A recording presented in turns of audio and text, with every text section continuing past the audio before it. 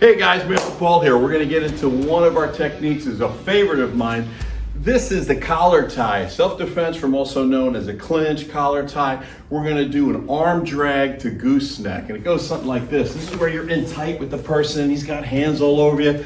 So there's a couple ways to distract this guy. We could use a knee like so, which I love to do. Sometimes the old thumb in the back of the neck here like this. And as we distract him, I go right into that arm drag.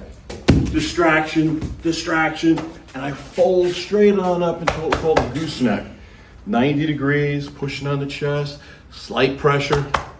Simple transition to finger lock, strike, away. So let's something like this would be knee, arm, the goose, and then if we want to really ruin his day a little bit, put a little pressure on the head and neck. And when a guy doesn't have balance, he doesn't really have too much strength. One more time for you. Collar tie, also known as a clinch, knee strike, arm drag. Now the thing with the arm drag, you really want to concentrate on this shoulder here being right above that elbow, right in that tricep. And as I dig the shoulder down, I lift up on the bottom hand.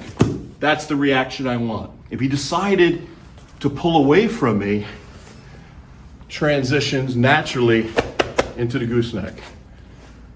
Head, circle him around, transition to fingers, away into frame. Well, have fun with that, guys. That's the arm drag to gooseneck from clinch.